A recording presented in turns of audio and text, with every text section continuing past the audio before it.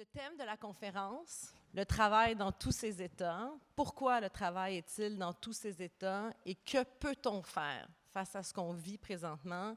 C'est ce à quoi on vous invite aujourd'hui avec nos collègues sur place que j'aurai l'occasion de vous présenter. Hélas, à moins que je me trompe, pas de rap aujourd'hui.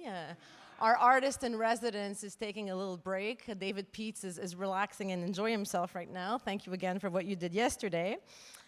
Alors, le monde du travail, oui, dans tous ses états, une multitude de facteurs de perturbation, on peut en nommer quelques-uns. Vous pouvez passer rapidement le 53 pages que fait le programme pour constater qu'on peut penser à l'intelligence artificielle, à la crise climatique, à l'aggravation des inégalités, aux crises géopolitiques, aux guerres avec lesquelles on compose présentement, aux risques à la santé. Les épisodes pandémiques l'ont révélé de façon assez importante dans les dernières années.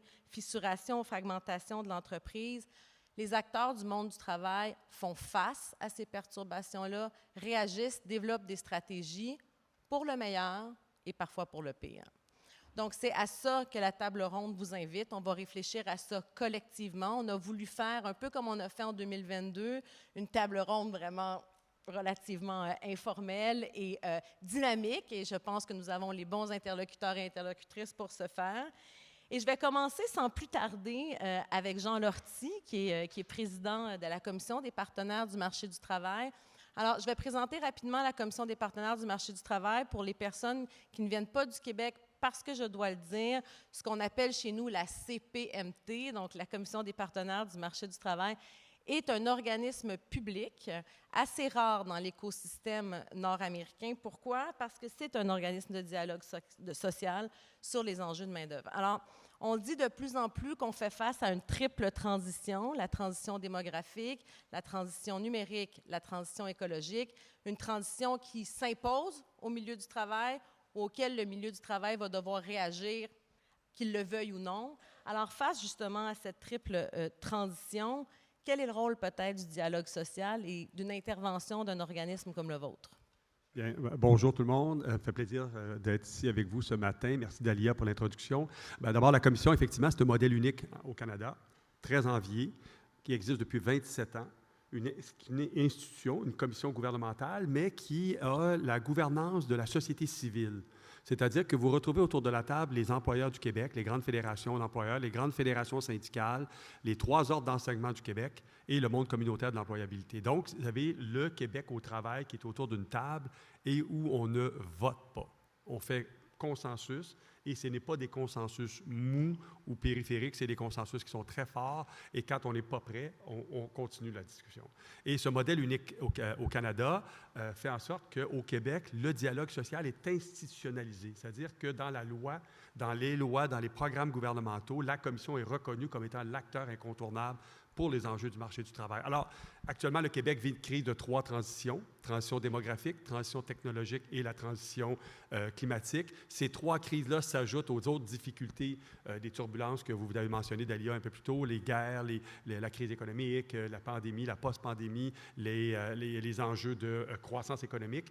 La Commission peut jouer un rôle fondamental sur la gestion de ces 3 crises-là parce qu'elle réunit autour de la même table l'intelligence du marché du travail et offre par son institution depuis 27 ans la capacité de trouver des chemins consensuels pour dégager des pistes d'action, que ce soit en formation, en développement des compétences, en créant des forums de discussion, en trouvant des solutions, en développant des politiques publiques, et on le fait tous les jours. Donc, c'est une institution qui est forte parce qu'elle dépend de la volonté des partenaires autour de la même table d'y croire, de s'y investir et de trouver le compromis politique qui fait en sorte qu'on est capable de dégager des propositions qui permettent au gouvernement, ses ministères et organismes publics d'implanter des nouvelles politiques publiques qui vont faire en sorte de favoriser le développement, la reconnaissance de la main-d'œuvre. Et je rajoute qu'au Québec, la population au travail au Québec a des enjeux colossaux en littératie, en numératie et en littératie numérique. 53% des Québécoises et des Québécois qui sont présents sur le marché du travail ont des difficultés. Ils atteignent à peine le niveau 3 en termes de numératie. Alors, on a un défi de taille, population vieillissante, population en besoin de formation continue, transition écologique qui fait en sorte, puis je donne toujours cet exemple-là, dans la transition climatique, les mécaniciens de voitures et de camions, gaz et diesel, on va leur demander d'ici quelques années de ne travailler que dans l'hydrogène et l'électricité. 15 000 hommes, 45 ans, 55 ans, la moyenne des ours, et 75-78 n'ont même pas de DEP. Alors, imaginez-vous, on leur demande de faire de l'électromécanique, de l'électricité, de jouer dans des ordinateurs pour réparer des moteurs. Alors, véritablement, on risque d'avoir 15 000 réfugiés climatiques sur le marché du travail.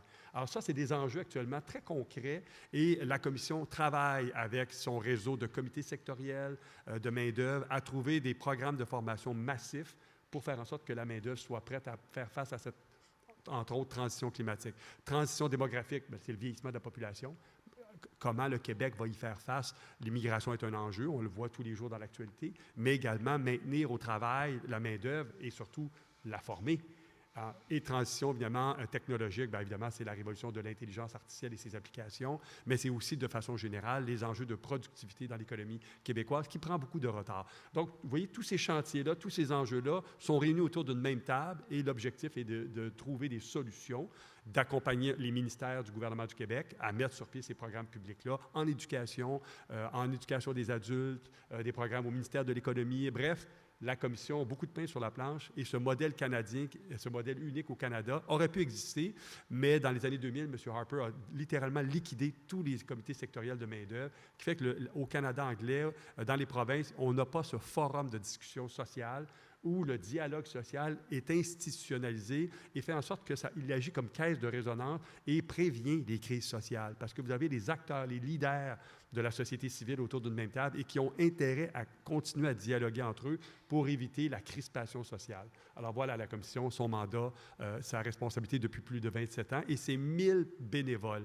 La Commission est irriguée par 1000 bénévoles qui sont dans les conseils régionaux des partenaires, donc dans les 17 régions du Québec, et qui sont dans 29 comités sectoriels de l'économie québécoise, dans 8 comités des clientèles sous-représentées sur le marché du travail, jeunes, immigrants, femmes, personnes handicapées, personnes judiciarisées adultes. Donc, véritablement, 1000 personnes irriguent cet immense réseau-là et consolidé parce qu'après 27 ans, la démonstration est faite que, hors de tout doute, c'est un modèle extraordinaire pour la société civile québécoise de pouvoir s'exprimer et de pouvoir mettre au jeu des propositions dynamiques.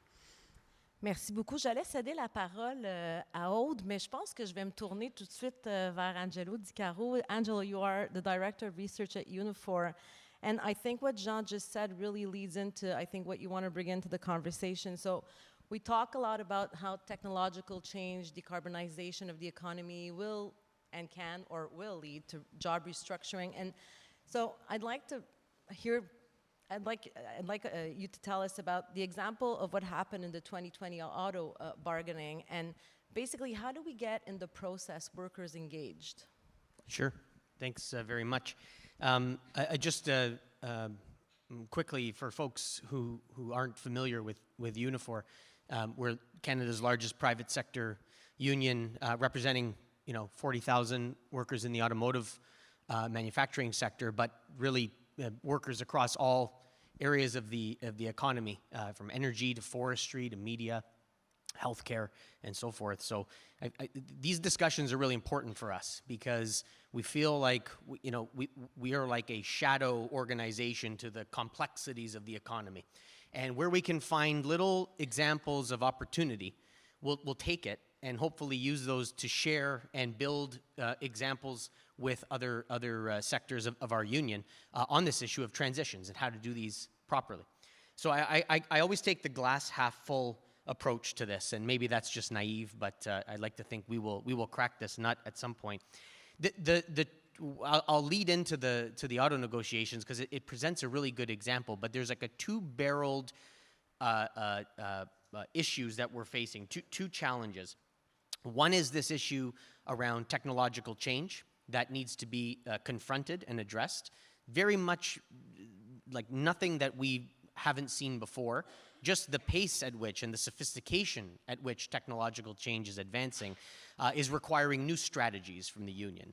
It's being driven by a capitalist ethic and a productivity ethos, and that's what makes it even more challenging as these things potentially could be beneficial to workers, but oftentimes it results in pain and job loss and so forth. And then overlaid on that is this issue of a forced transition, a forced restructuring for very good reason that we have to deal with this climate crisis, the climate crisis that we're facing. So these two forces, as it relates to any sector, particularly the auto sector, they're like symbiotic, and they're putting pressure on workers and the labor market more generally. And so I know we'll probably talk more about this, but the response to workers to this sort of scenario is resistance, because we're saying, you know, your job, in some cases, your job is not good, and I know you attach your own value to your job, so you're not good by extension. You need to have your job eliminated, and when asked, well, what do I do? Nobody seems to have an answer to that question. So that is not a circumstance where there's going to be a love fest for transition in the economy, and even more so today than it was. The other piece of this is that I want to zero on is the what comes next, because I think that's where there's opportunities to really explore both how we manage this transition that's going to happen, but how we need actors to be more interventionist in how we figure out where we're heading. Because really, I mean, our economy has been built for the last 40 years on the strategy being we shouldn't have a strategy. We should just let things kind of be. And somehow things will figure themselves out. And 40 years later, you know, we realize that that's the colossally stupid way of organizing an economy. So in the case of our auto bargaining, I was there, so I can speak with direct experience on this. It's an example of how workers can be, how we bring workers along on this path of transition. And so the situation, I won't go too deep into it, but the situation is, you know, we obviously have numerous auto assembly plants in the country, and in 2020, none of them built electric vehicles. Okay, and we knew that that's where this industry is going to transition. We have a facility that is owned by Ford Motor Company in Oakville, Ontario, and it's Unifor represented, and there was about 3,200 people that work there directly, and thousands and thousands more who rely on that plant for their jobs and suppliers and all this. That was announced prior to bargaining that there was going to be the current product being built at that plant was going to phase out. It was going to discontinue, so it wasn't one of the stories of it's going to Mexico or it's going to China. It just discontinued in North America, and there was no product plan for that plant. And in the state of the auto sector, there's a lot of overcapacity, or underutilized capacity, I should say, in North America. So there's a danger of that plant not being needed anymore, and it's Ford's last assembly plant in Canada. So leading into bargaining, lots of discussion about what this future of the plant will look like. And through the course of bargaining, a proposal was brought forward to say, well, instead of bringing in a new gas-powered product program, we're going to look at making this the first ever electric vehicle mass production facility in the country. That was a presentation from the company brought to the bargaining committee, and a lot of skepticism around this. No one knew about electric vehicles. No one thought that anyone would want to buy electric vehicles. It was a really complicated conversation, but through those discussions, you know, we get the committee to understand that there's a strategic value in this. That is a very empowering conversation to have about the future of a facility and someone's job. That gets crystallized into a plan for the facility and then brought to a meeting of 3,200 union members who were asked to listen to a presentation, understand the program that's on offer, understand the conditions that come with that program, and then spend the next 4 or 5 hours debating that program and asking questions, listening to the answers, understanding there's going to be challenges but lots of opportunities, and then collectively coming to the decision that we support that program. And then they unanimously, or not unanimously, overwhelmingly endorse that contract and that program. So it sounds like, well, you know, yeah, that's just how collective bargaining works. That's the process. It's empowering. We get it. But I don't know that the outcome of those workers at the time, the storyline has shifted quite a bit since then, but at the time, is 3,200 people who were a little bit still unsure, but feeling pride in the fact that, yeah, we are going to be the ones doing this. We are going to be the ones leading Canada into this future of automotive production. If it was not done in this way, where people could ask and answer the question, well, how much am I going to make? What am I going to do? What kind of skills do I need? Where am I going to work? Like all of these things that will address the fear that comes with this transition question, all of those answered. And it becomes like a point where we can move beyond that fear. I know it's a convenient example. It's going to be much more difficult in other industries, but I think it's this kind of engagement through dialogue, as we talk about, through the role of unions, through worker agency and empowerment, is going to be how we get workers to buy into this political project. And if we don't do this right, this political project is going to falter, and it's going to be workers against the future of this planet. And it's happening right now. I think people can see this. So we take these little green shoots of good news stories we can get, and we have to build on them. But I want to share that with everyone. I'll stop there, but maybe we'll come back to some other pieces of it. Thank you, Angelo. Je me tourne oh, thank you.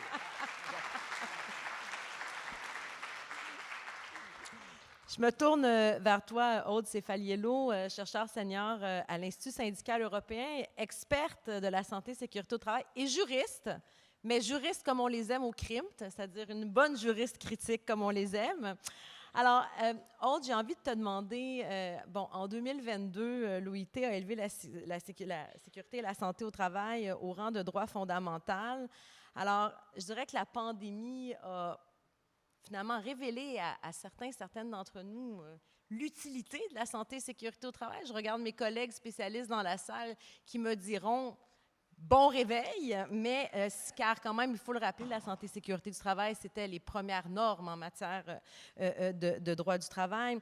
Donc, comment peut-on penser face à ces transitions, face à ces facteurs de perturbation, comment les règles en matière de santé et sécurité du travail, mais je dirais aussi les mécanismes qui sont mis en place par ces règles-là, qui tendent du moins à faire participer les travailleurs et les travailleuses, justement, pour réfléchir aux risques et comment on les prend en charge dans les milieux de travail. Alors, quand on pense aux multiples facteurs de perturbation auxquels font face les milieux du travail, comment, justement, les règles en matière de santé et sécurité sont susceptibles de jouer un rôle et peut-être de plus en plus important? Bonjour, donc merci pour ta question. C'est un plaisir d'être là. Et donc par rapport aux facteurs de perturbation qui ont été déjà un peu mentionnés avant et le rôle de la santé au travail, je voudrais faire une petite distinction dans quels sont le type de perturbations qui peuvent arriver avec ces facteurs. Et ça, c'est des discussions que j'ai eues avec des collègues qui étaient anglophones.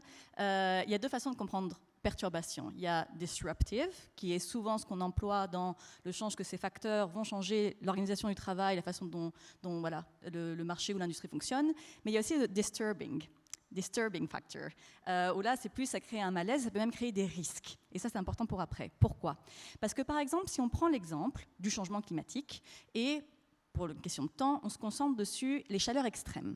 C'est quelque chose qui est imposé, même si on aurait pu le voir venir si on avait écouté des chercheurs depuis 10 ans. Mais bref, maintenant c'est là et on doit faire avec. Et c'est vraiment quelque chose qui est d'abord disturbing, dans le sens où ça crée des risques pour les travailleurs. Et ça, il y a l'OIT qui les renseigne beaucoup, il y a EU OSHA, il y a une publication qu'on avait sortie dès 2021, qui est accessible à la sortie, qui montre que la chaleur crée du risque pour les travailleurs, directement et indirectement, sur le court, moyen et long terme, et ça c'est important.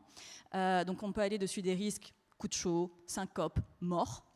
Ça c'est les risques très directs. Et après les risques indirects, qui touchent plus l'organisation du travail.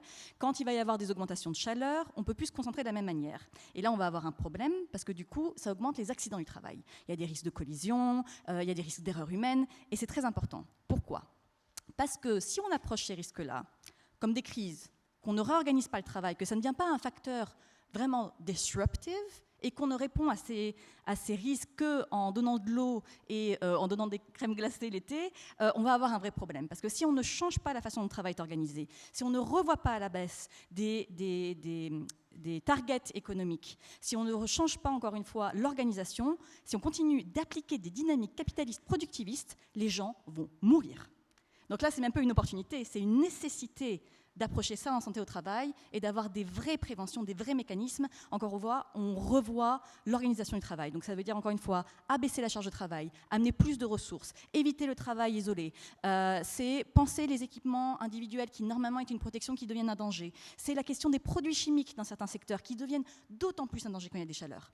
Et c'est ça que je veux dire. C'est que là, on ne s'en rend pas forcément compte, c'est peut-être un peu alarmiste, mais il faut vraiment qu'on s'en saisisse et il y a une opportunité, une nécessité plus de faire quelque chose. Et donc là, c'est bien sûr des mécanismes de consultation, il y a des obligations d'évaluation des risques, mais vu que c'est quelque chose qui va aller à l'encontre de certaines demandes, il va peut-être falloir qu'on se mobilise là-dessus, que les travailleurs vraiment le fassent. Et il y a déjà des contestations les étés, des livreurs qui demandent à arrêter le travail. Encore une fois, c'est la question d'arrêt de travail, de plus de pauses, de payer quand le travail n'est plus possible. Et il y a déjà des mobilisations et ça va continuer. Et encore une fois, je pense que les travailleurs, on doit s'organiser, les syndicats doivent s'en saisir pour avoir des vraies avancées là-dessus. Ça, c'est le premier point. Après, il y a le deuxième, je vais être assez courte, dessus les nouvelles technologies. On parle beaucoup de l'intelligence artificielle. Moi, je voudrais parler plus du management algorithmique. Là, clairement, c'est un choix. C'est-à-dire que c'est d'abord disruptive et après, ça devient disturbing. C'est-à-dire que c'est disruptive dans le sens où, dans l'économie de plateforme, c'était très clair, ça a changé la façon dont on travaille. Et il y a des études qui montrent déjà que ça commence à s'implanter dans tous les autres secteurs. Et le problème, c'est que le management algorithmique, ça représente des risques en soi et ça exacerbe d'autres risques parce qu'en fait, c'est un outil qui va augmenter le contrôle, la surveillance, qui va réduire l'autonomie. Et en fait, quand ce n'est pas encadré, eh ben, ça va être un outil d'aliénation des travailleurs, voire dans des cas pour les travailleurs les plus vulnérables, d'augmentation de l'oppression salariale. Et ça, c'est un vrai problème et je pense qu'on peut lutter face à ça et on peut faire un acte de résistance en utilisant des droits et des devoirs qui sont déjà en place dans le cadre de santé et sécurité au travail. Brièvement, par exemple, en Europe, on vient d'avoir une directive dessus le travail de plateforme. Et dedans, il y a un article qui dit que le management algorithmique va créer des risques et que les risques psychosociaux, c'est important, doivent être évalués et que des mécanismes de prévention doivent être mis en place. Très bien, ça concerne que combien de plateformes. Mais on peut s'en inspirer, pourquoi? Parce qu'on a des règles plus générales en santé au travail, avec la directive 89-391 EEC, directive cadre, article 6.3c, qui dit que dès qu'il y a un projet d'implantation d'une nouvelle technologie, on doit évaluer les risques et on doit mettre en place les principes généraux de prévention, à savoir d'abord collectif, réorganisation du travail, puis individuel. Vous voyez comment on peut croiser ces lectures-là? Et après, le dernier niveau, c'est qu'est-ce qu'on entend par risques psychosociaux dans le cadre d'une nouvelle technologie. Et là, il va y avoir une étude qui va sortir à l'étude dessus la conceptualisation des risques psychosociaux, qui dit que les facteurs qu'on retrouve tout le temps, souvent, c'est la charge de travail, c'est l'autonomie, c'est l'intensité du travail. Et donc, vous voyez là où je veux en venir? En fait, il faut qu'on voit ces technologies, là, pour le coup, comme des opportunités, de rediscuter comment ça va être déployé, dans quelle mesure, et s'assurer que les travailleurs ne vont pas subir ces technologies et que ça va rester un outil à leur service. Et s'assurer que la question de l'intensité du travail, la charge et l'autonomie sera discutée et sera acceptée dans de bonnes conditions. Voilà, merci.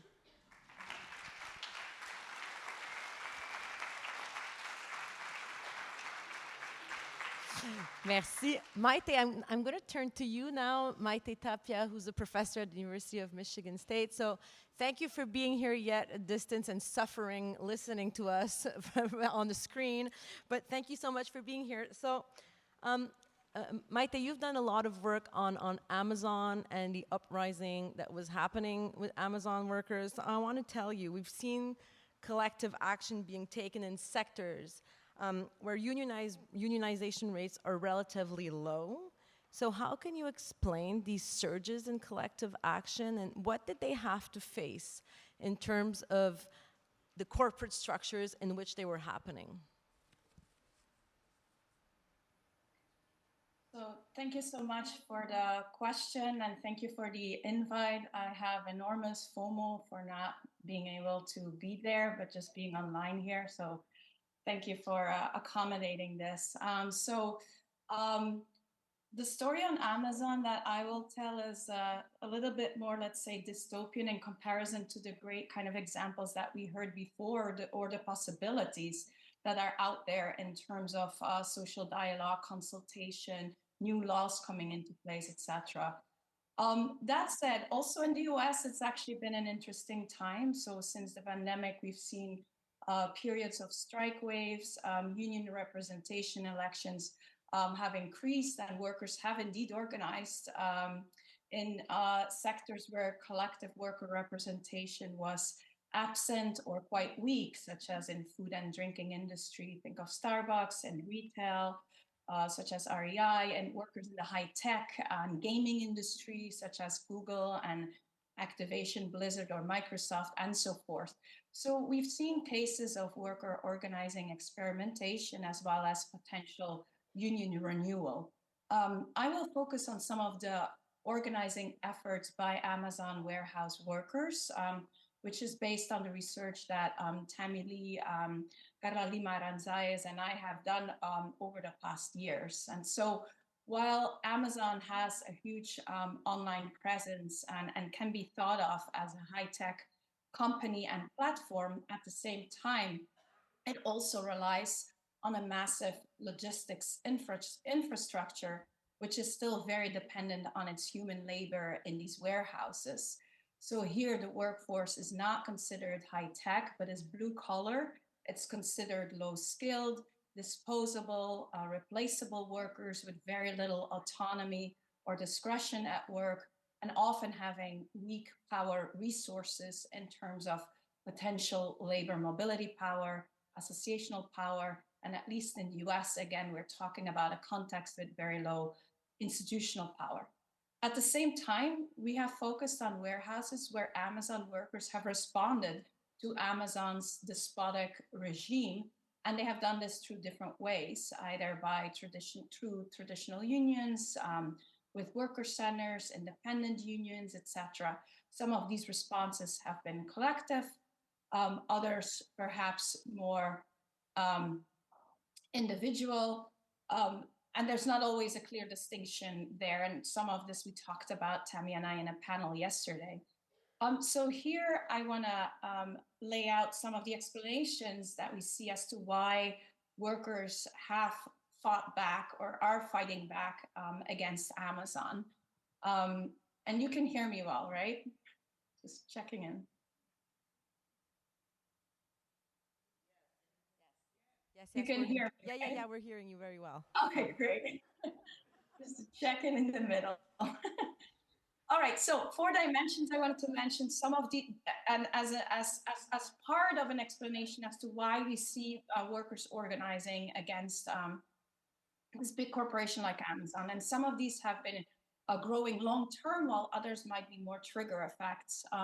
So of course, we've seen this critical juncture. Many times the pandemic has been an important part of why workers fought back. The interesting part is that some of the warehouses that we looked at opened right in 2020, and workers told us how they were very happy and felt very proud to be there and to be working and to be able to deliver packages to Americans when they needed the most. But soon enough, they also felt unsafe, disposable. There was the death of a worker that then was hidden by Amazon. And so that, again, became an important catalyst for workers to act. In addition, we saw important spillover effects when we talked to Amazon warehouse workers in North Carolina. They were inspired seeing other Amazon workers organized. They were inspired specifically by what was happening in New York and in Alabama, especially because they were seeing Black workers standing up against Amazon, Black workers leading these efforts, and as well in the South. The third element is the work itself, or the labor process. So when talking to workers, there is a big element of dehumanization happening at Amazon, a clear labor exploitation. There's very strong control through technology, feeling surveilled, and so forth, workers that should behave like robots. And at some point, even though there are control mechanisms in place by the employer, workers start to resist. And some of this resistance came especially to the forefront as they felt that their lives were on the line. And then finally, and importantly, we need to ground our explanations also in a context in which race, and especially racism and its legacies, are still very much present today. In other words, many of the workers compared the warehouse to a plantation and their work to being enslaved. They would tell us that instead of picking cotton, they pick items for packages. One of the co-founders of CAUSE, which is an independent union at a warehouse in North Carolina, would tell us, growing up in the South, I'm reminded every single day in this little small community that I live in called Smithfield, North Carolina, that as of 10 years ago, when you entered, it had this big sign that said, "Welcome to KKK country." I'm surrounded, he continues, by individuals who have a different view of America than what I have. But when I go to work, I'm not anticipating being treated like that by a company that claims that they are progressive, by a company that claims that they are a diverse company. I'm not expected to be treated like that, but that is what I feel. I see the racism, I see the policing, I see the exploitation. This just to conclude, what I would argue partially at least prompted the workers to act were critical junctures, in many cases the pandemic, the lack of health and safety that this brought on to the workers. There were also important spillover effects where organizing workers in one place inspired others in another place. But there were also these deeper fissures that have been in place for a long time.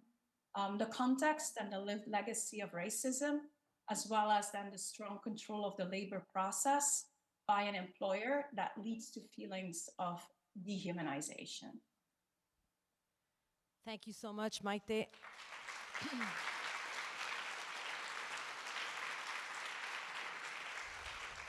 Juste un petit point technique, si c'est possible pour sa prochaine intervention, de la mettre au grand écran, ce serait plus facile pour tout le monde de la voir si c'est possible, sinon on va très bien composer avec.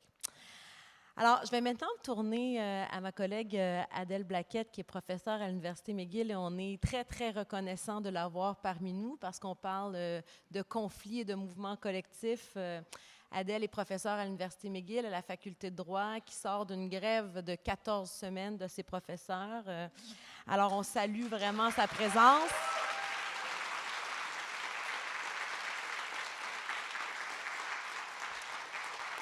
Alors, je vais peut-être commencer en introduisant quand même, je suis allée faire un petit tour dans les chiffres de Statistique Canada, des études qui sont sorties en 2024. Je salue d'ailleurs les collègues de Statistique Canada qui sont dans la salle aujourd'hui. Je sais qu'il y en a pour ces données importantes qui font justement l'état de la qualité du travail d'un point de vue quantifié. Et récemment, ce qu'on voit, c'est qu'encore une fois, les femmes sont plus nombreuses à occuper des postes de faible qualité. Quand on regarde le salaire moyen des personnes autochtones qui vivent hors réserve, encore plus bas que ceux qui sont non autochtones. Quand on regarde les travailleurs, travailleuses racialisés canadiens en début de carrière, les personnes racialisées, oui, sont plus susceptibles d'occuper des emplois de faible qualité que les personnes non racialisées ou non autochtones. Alors, Adèle, vous avez eu le plaisir là, de présider le groupe de travail sur l'examen de la loi sur l'équité en matière d'emploi récemment. Et j'ai envie de vous demander qu'est-ce qui facilite l'atteinte, mais pas seulement l'atteinte, le maintien d'une équité ou une inégalité en emploi. Et j'ai envie de dire, un peu de façon provocatrice, que faire pour que l'EDI, l'équité, la diversité, l'inclusion, ne soit pas seulement un slogan? Donc, merci d'abord pour l'invitation. Merci aussi pour toute cette solidarité dans la salle, la solidarité du CRIMT pour mes collègues à McGill. Donc, EDI. Quand nous avons eu le privilège, et nous étions un groupe de travail de 12 personnes provenant de divers horizons, évidemment travailleurs, employeurs, mais aussi des groupes historiquement marginalisés et tout un tas d'expertises à la fois éducatives, mais aussi de vécu réel.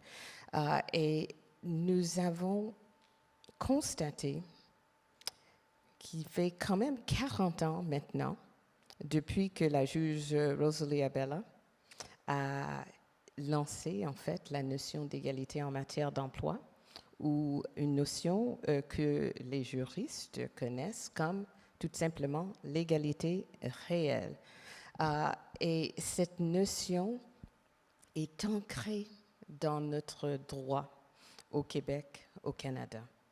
Et pourtant, nous avons dans ce première occasion de revoir la législation à 40 ans, donc depuis le rapport, 37 ans depuis la mise en œuvre de la première loi sur l'équité en matière d'emploi en 1986 et une grande révision en 1995, nous avons constaté qu'on nous parlait de EDI, on nous parlait autrement de mesures plus ou moins intéressantes, plus ou moins ancrées dans une vision d'une société meilleure. C'était un peu, et je ne veux pas être trop négative là, mais on nous parlait d'un saupoudrage de mesures de formation sur les bienfaits de la diversité, et on ne nous parlait pas de l'égalité réelle. Et encore plus, nous avons rencontré 337 personnes, nous avons eu plus que 400 rapports, nous avons eu 51 jours de séances, et pourtant, de séances avec les personnes qu'on a consultées. Je ne vais pas compter les jours de séance comme comité, mais on nous posait la question, pourquoi parlez-vous de l'égalité? Ce qu'on veut, c'est l'équité. Je dis, wow, OK. Attendons un instant ici. Oui, l'équité, mais l'équité, c'est notre droit constitutionnel à l'égalité réelle. Donc, il y avait comme une influence, et je vais le dire, une influence démesurée de nos voisins du Sud, malgré tout le départ qu'on a essayé de faire entre une vision de l'égalité en matière d'emploi qui n'est pas une discrimination positive, une notion qui n'existe pas dans le droit canadien, mais plutôt une compréhension de la nécessité de comprendre notre histoire, comprendre ce qu'a vécu les différents groupes historiquement marginalisés et qui a mené à une sous-représentation en matière d'emploi. Autrement dit, et je vais le dire en anglais, instead of reverse discrimination, reversing discrimination, la nécessité de faire ce travail important. Pourquoi? Parce que, et je vais donner un seul exemple, nous avons à nos jours, il y a plus que 500 catégories d'emplois que Statistique Canada repère, 20% à ce jour sont plus que 90% masculins. 90%. J'en revenais pas. Je dis, est-ce que, qu'est-ce qu'il y a? Est-ce qu'on peut avoir une explication de pourquoi, malgré toutes ces années d'interrogation sur la question de l'égalité, nous sommes toujours face à des barrières systémiques qui font en sorte à ce que des emplois demeurent exclusionnaires. Et donc, ce que nous avons essayé de faire, c'est de tracer une histoire ou plusieurs histoires, des histoires multiples qui sont parfois méconnues dans notre société sur le pourquoi de l'exclusion et comment la législation a pu au moins aider à transformer les milieux de travail. Un exemple qui est souvent même pas conçu comme étant une plan d'équité en matière d'emploi concerne en fait la groupe francophone au gouvernement fédéral. Ça peut paraître surprenant, mais à la suite d'une commission sur le bilinguisme des années 60, la recommandation a entre autres inclus de diversifier le corps fédéral des fonctionnaires et donc des mesures proactives ont été mises en place pour avoir un bilinguisme. Pas question de mentalité déficitaire, c'était très clairement la nécessité à ce qu'une fonction publique reflète la société qu'elle voulait représenter. Nous avons tracé, évidemment, et dans le contexte des personnes autochtones, on réalise à quel point, de nos jours, quand nous étions en train de siéger, nous étions également en train de prendre conscience de l'ampleur, de l'horreur qu'a vécu les populations Premières Nations, Métis et Inuits avec les décombres des enfants retrouvés à travers le pays, Colombie-Britannique en particulier, les effets du passage dans les écoles résidentielles. Et cette compréhension, cette reconnaissance historique ou de l'histoire et de la présence de cette histoire au moment présent, ça a eu une influence et tout le travail de réconciliation et vérité a influencé notre façon de voir comment nous abordons les questions de l'exclusion et comment remédier à cette exclusion. Un autre exemple, encore très méconnu, c'est non seulement le fait que nous avons eu l'esclavage dans ce pays, mais que nous avons eu un tas de pratiques de ségrégation raciale en matière d'emploi. Et dans les conventions collectives, cette discrimination a persisté.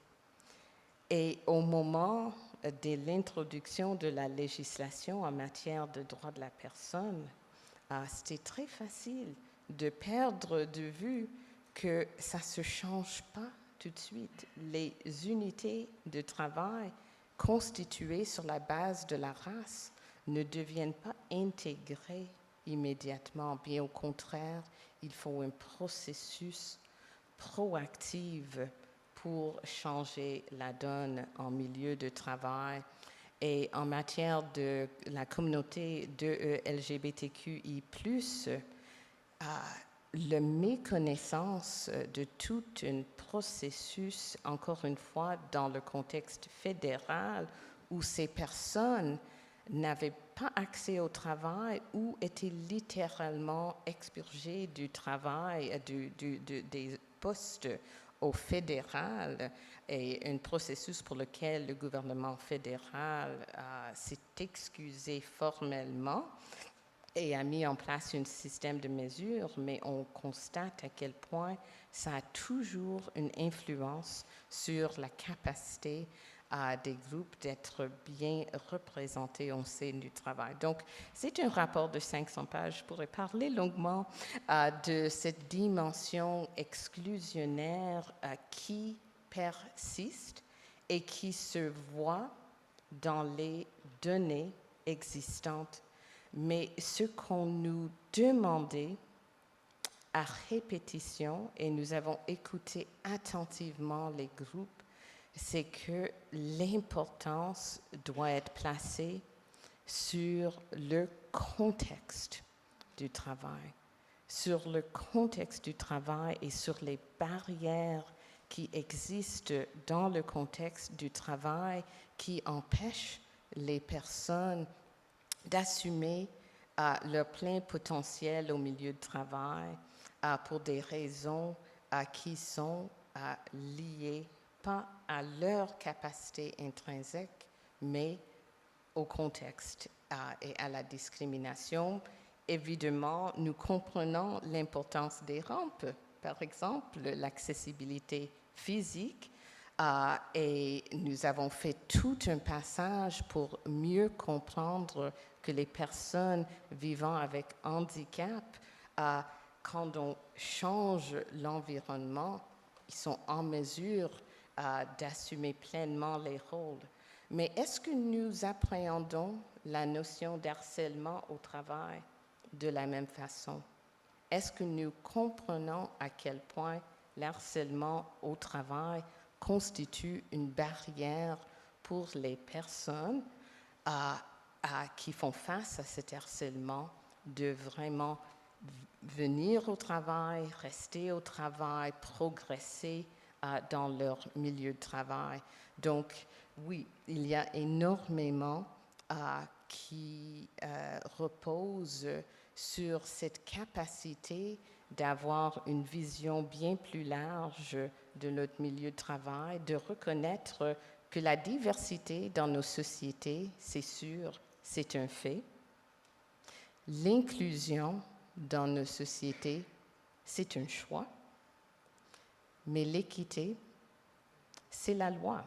Et ce n'est pas simplement la loi en matière d'égalité de travail qu'on a aussi au Québec, le seul autre exemple d'une loi plutôt compréhensive sur cette question, mais c'est l'engagement ou les engagements constitutionnels et en droit international pour l'égalité réelle.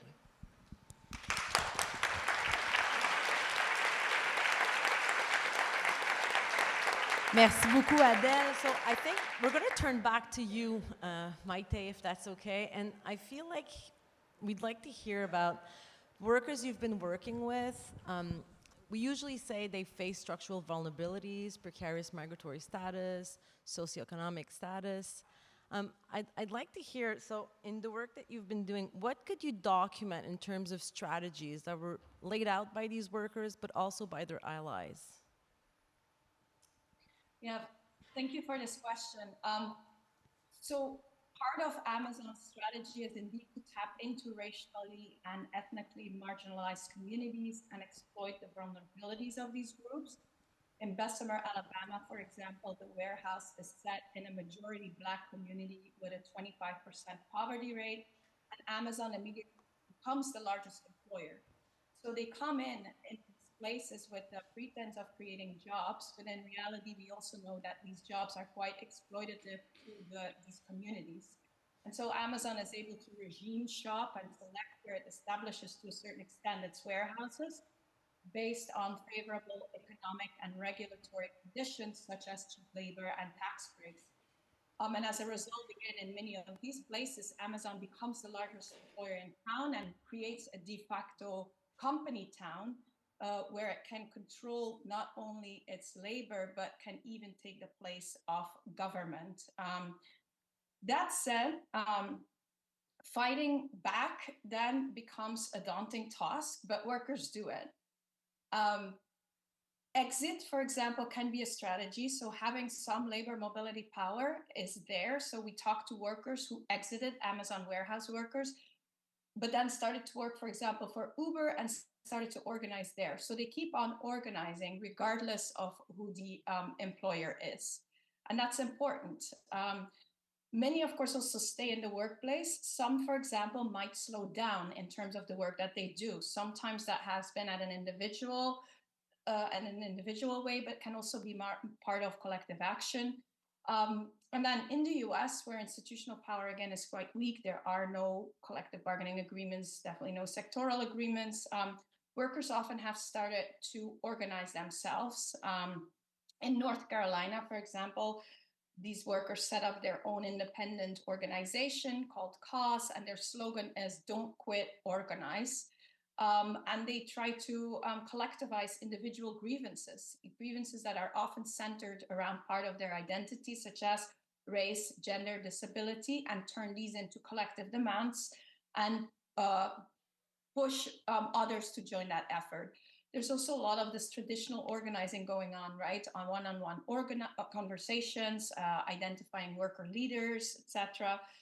But we also see in US some of these organizing efforts strongly rooted within a framework of Black liberation. So that it's about fighting racism and fighting oppression, fighting for that liberation. There's also been strikes. There's been strikes by Amazon workers in the US and in Europe. A warehouse is not a typical choking point for Amazon. Goods can be pretty easily moved to other warehouses, but strikes can push a particular warehouse to meet some of demands, meet some of the workers' demands. For example, in Minneapolis, we've talked with workers who went on strike. There's a large presence there of Eastern African and Somali workers. They have gone on strike to fight some of the religious discrimination that they encountered. And for example, then they were not written up anymore if they cannot make rate during Ramadan. I've also done some work on warehouses in Europe, specifically in Italy. I talked with workers and trade unionists there. And it's pretty interesting to see how Amazon can actually adapt in a way that favors them, even in this more regulated institutional context. So in Italy, for example, Amazon signed on to the sectoral bargaining agreement, but it has been much harder to get worker representation in the warehouse. So while signing to that agreement gets workers certain standards, very important issues are left out, such as issues around inflated use of temporary workers, issues that are critical around work rhythm and control, issues around the use of algorithm. These are really hard to touch. Some Italian unions are now trying to get into the ideation of the algorithm as a way of trying to change the work rhythm and get into that black box. Other unions across Europe have engaged in more coordinated actions and have come up with kind of interesting strategies. So two examples. One is there's often coordination between Germany and Poland and their warehouses, because there is competition that warehouses could be moved more east. And so in Poland, one of the actions has been for the worker side to ask or set up a day in which they would want to give blood, and donating blood in Poland as a way of legally being absent from work. And that was then actually coinciding with this strike day that they had planned. There was also some interesting strategies from German Amazonians that I talked to. They would say, well, every time we as customers buy something from Amazon, we don't want you to stop buying. Buy stuff from Amazon, but write in the review that Amazon needs to improve its working conditions, and maybe the algorithm would pick that up and will put pressure that way. When I talked about that aspect with the Italian unionists, there were definitely different responses. Some thought it might be interesting. Others kind of, let's say, laughed it out of the room and said that's just never going to work. So sometimes unions can intervene in Europe. And for example, they have made some small changes, especially when union worker reps for health and safety can come in and start really playing a role in improving the working conditions. But just to conclude, while I think that the responses of workers and their resistance essentially in these various ways is very courageous and should be lauded, at the same time, I do honestly feel a pessimism when looking at Amazon. Given the context in the US, the workers are mostly trying to mobilize, organize their co-workers to get a union in the first place. While in Europe, even though unions are present at Amazon, Amazon has been able to kind of follow the rules that they have to of the institutions, but in a way that does not really affect their workflow or their labor regime. So there's almost like an institutional indifference. And so much that when I talk to workers in the US, And then I talk to these workers in Italy, I often hear very similar things, and that's a bit scary. And so just over the last couple of days, I was in Europe and had many conversations with colleagues asking them, what do you think an ideal Amazon warehouse would look like? And one of them actually responded, it should be one filled up with only robots and no humans. And so I'm starting to think, is that the right response? Are they maybe right? So I'll leave it at that. Thank you. Thank you very much, Maite. So we're going to just eat into your lunch period a bit because we started late, and we have maybe a little 10 minutes late, so we're going to try to do it a little fast. But Angelo, I want to turn to you and maybe saying, in the last year or so in Canada, we really witnessed a surge in the number of labor conflicts, labor disputes, and so maybe from a private sector perspective, but we know that in Quebec, we've had an important conflict in the public sector as well. But I'd like to ask you, what are the commonalities between the sectors, and what are workers fighting for? Okay, great. That was really captivating, that last piece. I got worrying about robots again. And also, I mean, we'll get into strike talk and labor disputes talk, and I know you said there's folks from StatsCan in the room, and maybe we can have a little sidebar after about the type of data that gets collected on labor disputes, and it's a challenge, but it certainly doesn't tell the full picture of what's happening in Canada. Just in the last 24 months, Unifor has had 90 labor disputes. And then as I was looking at my phone earlier this morning, I can now officially declare 91 labor disputes. Some of these disputes last hours. Some of them last months. Some of them are initiated through lockouts by employers. Some of them are based on members who receive a tentative agreement from their bargaining committee and reject it and then go on strike. And so it's, I say all this because each dispute has its own unique circumstances and unique stories that go behind it. And I think there's a lot of value in understanding those. And it's challenging when you want to look at things from too high of a level because you miss a lot of the key ingredients to this. I would say the last 2 years, very much the commonality. There's lots of ways to look at this, but the one that is the most striking is the reaction based on inflation and the shock to wages. That should come as no surprise to people. The cost of living rising, this is a problem. This obviously is not an isolated thing. It's also, frankly, not a post-COVID phenomenon. What we're seeing is a reaction to effectively more than a decade of very slow wage growth and very slow growth in general. Wages that have stagnated, built-in provisions to agreements like cost of living allowances that have systematically been dismantled over the last 40 years and just not existing in contracts anymore, and other external forces like globalization, competition, productivity.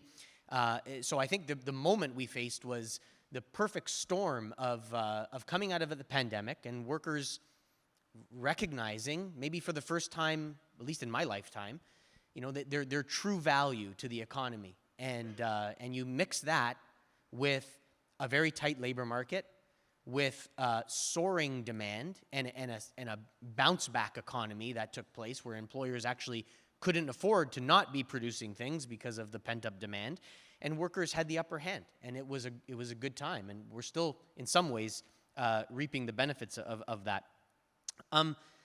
The impact of all of this, those couple years, was what we saw, really record wage increases. And what's most important is the record wage increases that we saw were in very influential segments of the economy and influential collective agreements. So our pattern-setting Detroit 3 auto collective agreement basically set the table for every other auto plant in the country, including Toyota and Honda, which are non-union, to follow that lead.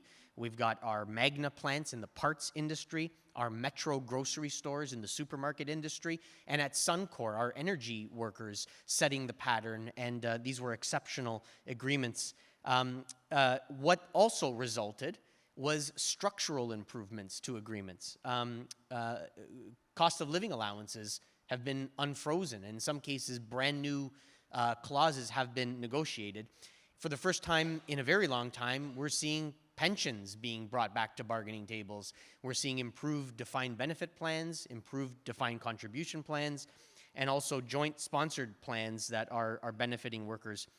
All of this to say we're enjoying the period because we're seeing some very tangible gains, but there is blowback, and the blowback looks different by employers in different sectors. I think one of the most worrisome pieces is the fact that right now employers are trying their darndest to limit strike action using supply chain vulnerabilities as the lever to do this.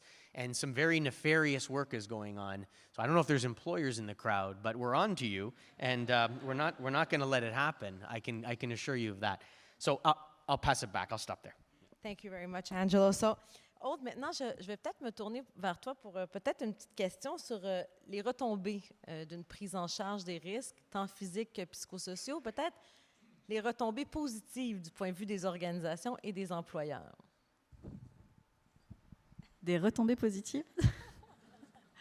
Alors, ce que je peux dire, et peut-être ce qui est peut-être moins visible, donc je suis désolée si je ne réponds pas tout à fait à ta question, c'est le coût, par contre, que ça représente pour la société et pour les compagnies, quand certains risques, qu'on ne prend peut-être pas suffisamment en considération, comme les risques psychosociaux, ce que ça coûte.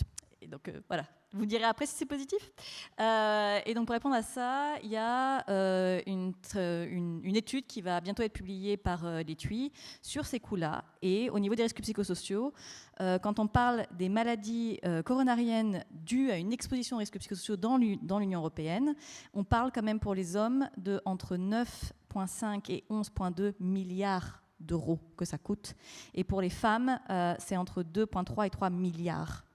C'est énorme, hein. C'est énorme. Et dans ces coûts-là, qu'est-ce que ça représente? Il y a une partie, effectivement, c'est un coût humain, c'est-à-dire que les coûts liés aux années de vie perdues, dans ces cadres-là, on va dire que c'est entre 60 et 70% des cas. Il y a le coût lié à l'absence pour maladie, ça c'est pour les entreprises, c'est entre 16 et 25%. Et après, en termes de société, les coûts médicaux directs ou indirects, et là c'est entre 7 et 12%. Et ça, encore une fois, c'est pour l'impact physique des risques psychosociaux. Après, il y a l'aspect, il y a les coûts des dépressions, dû encore une fois aux risques psychosociaux, donc l'exposition au travail. Et là, on est entre 44 et 103 milliards. En fonction de ce qu'on prend en considération. Là, c'est plus... Avant, il y avait une dimension de genre. Là, non. C'est-à-dire que pour les hommes, on est entre 21 et 44 milliards. Et pour les femmes, entre 23 et 58 milliards. Donc, il y a un peu plus pour les femmes, mais quand même. Et là, les coûts sont différents. C'est-à-dire que la première cause, c'est les coûts d'absence pour cause de maladie. On est entre 42 et 53%. Le présentéisme... Donc ça, encore une fois, je ne sais pas s'il y a une retombée positive, mais il faudrait le prendre en charge. Du coup, il y a une vraie incentivization entre 30 et 34%. Le troisième, les années de vie perdue entre 8 et 18. Et après, les coûts médicaux directs entre 4 et 9%. C'est énorme. Donc là, il y a un vrai enjeu pour la société et pour les compagnies de le prendre en charge, de mettre des choses en place, pas simplement parce que c'est une obligation juridique, mais parce que sinon ça nous impacte tous financièrement. Et juste, parce que c'est quand même très important, il y a un risque aussi qu'on ne voit pas, qui tue de façon silencieuse sur le long terme, c'est les cancers. Et ça, quand même, c'est extrêmement important parce que c'est des risques qui sont prévisibles et évitables. Donc, chaque année, on a 122 600 personnes diagnostiquées pour raison de cancer à cause d'exposition professionnelle. C'est 80 000 morts par an. Et donc ça, en termes de santé et de perte de productivité, c'est entre 4 et 7 milliards. Mais si on ajoute les pertes liées au bien-être et au décès prématuré et les diagnostics des cancers, c'est 334 milliards. Donc encore une fois, ce n'est pas des retombées positives, mais le point positif, c'est que la prévention peut diminuer ces risques. Donc, j'invite à le prendre à bras-le-corps. Merci beaucoup. Je pense que c'est le message clé.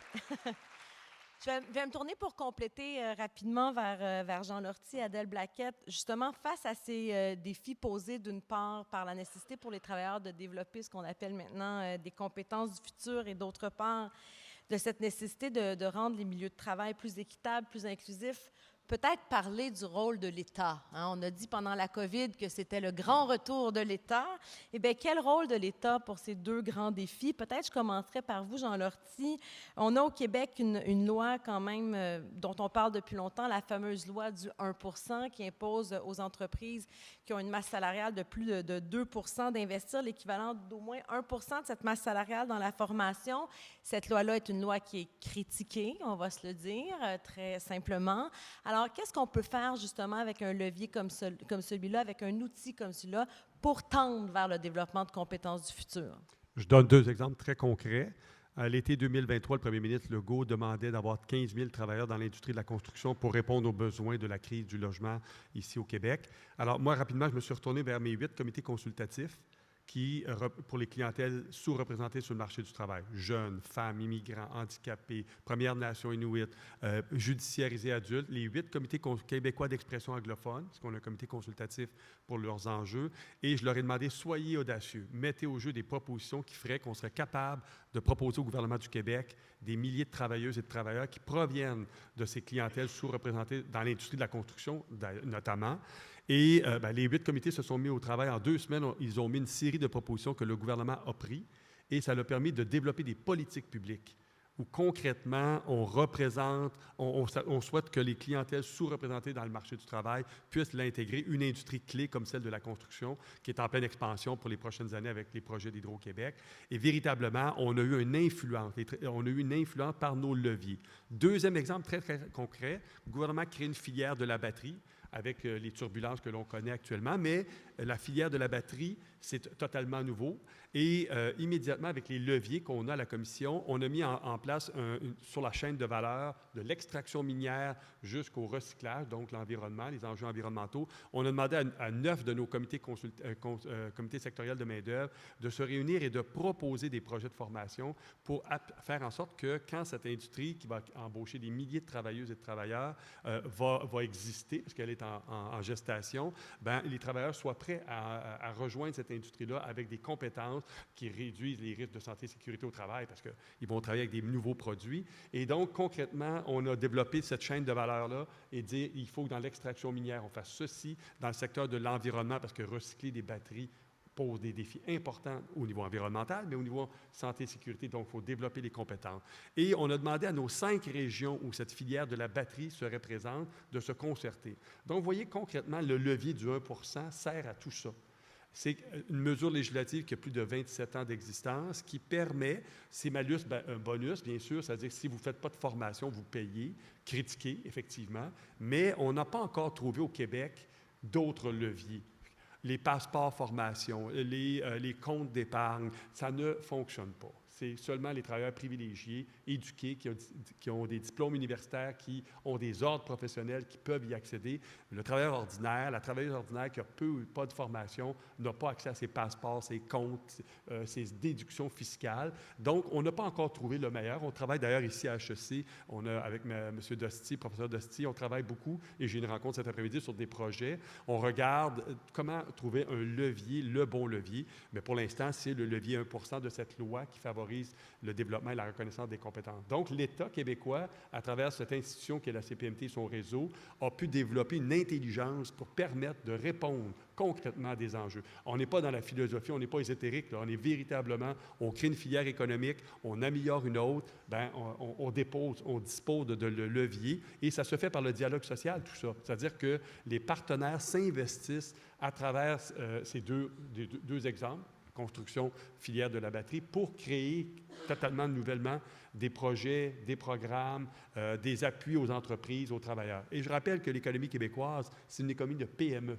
Donc, peu d'accès pour la santé et sécurité, les conditions de travail souvent difficiles parce que c'est des très petites entreprises, peu d'encadrement parce que pas de direction des ressources humaines, seulement des directions des opérations. Donc, on est peu capable d'absorber au Québec, dans ces petites entreprises-là, tous les besoins de formation de la main-d'œuvre. C'est le défi qu'on a à relever dans les prochaines années en termes de milieu de travail en turbulence, la capacité des PME d'avoir cette résilience dans les enjeux qu'elles ont face sur les 3 changements technologiques, climatiques et évidemment démographiques.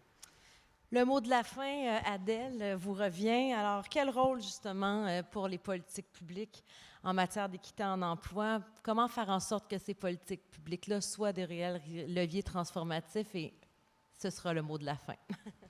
Donc, le mot sera court parce que je suis entre vous et le déjeuner. Mais le cadre que nous envisageons, c'est certainement un cadre dans lequel l'État a un rôle important dans la transformation. Donc, c'est sûr, j'ai mentionné déjà, d'enlever les barrières, de créer des processus qui permettent aux employeurs d'agir pour identifier, soumettre. Nous avons vu d'énormes lacunes à cet égard dans l'étude. Et donc, une des dimensions, c'est certainement identifier les barrières. Ça revient aux employeurs. Pour l'État, c'est certainement la capacité d'effectuer une certaine surveillance réglementaire et d'agir de concert en certainement facilitant une certaine formation, mais de façon plus large, s'assurant à ce que le cadre qui est en place est un cadre qui est respecté et ne pas plutôt, dans les mots de Léa Vosco, incentiviser la méconnaissance et en fait l'absence d'initiative. Mais je veux terminer sur le volet qui nous revient, et c'est le volet de la participation réelle ou significative. Ce que nous avons constaté, c'est qu'on se retrouvait avec des mécanismes qui, d'un côté, dépendaient de plus ou moins la bonne volonté des employeurs, et de l'autre côté, de l'État, qui allait tout s'assurer par des audits, etc., que c'était mis en œuvre. Mais c'est le volet des acteurs au travail et autour du monde du travail qui étaient complètement perdus et que d'ailleurs on trouve plutôt perdus dans les mécanismes de EDI. Qu'est-ce que je veux dire? C'est qu'il faut être en mesure de s'assurer à ce que les personnes dans le monde du travail qui connaissent les défis, qui sont certainement les principales personnes concernées, qu'eux, ils saisissent la capacité d'influencer ce qui se passe dans chaque milieu de travail, qui soit en mesure d'avoir une influence sur le déroulement de l'équité. L'équité n'est pas faite pour les travailleurs, ce n'est pas fait pour la société, c'est fait avec la société. Et si notre compréhension du droit du travail collectif nous amène à quelque chose, c'est à comprendre ce rôle névralgique pour le dialogue social, pour la participation des acteurs, pour s'assurer à ce que, en fait, nous créons le genre de monde du travail dans lequel nous voudrions vivre. Merci beaucoup, Adèle. Il me semble que ça complète très bien notre table ronde qui fait écho à what Judy Fudge was saying yesterday, that rights without power are meaningless. So thank you very much. Merci beaucoup à nos panélistes. Vraiment une riche conversation. Alors, je vous prie maintenant, je pense qu'on peut les applaudir une dernière fois de leur générosité, franchement.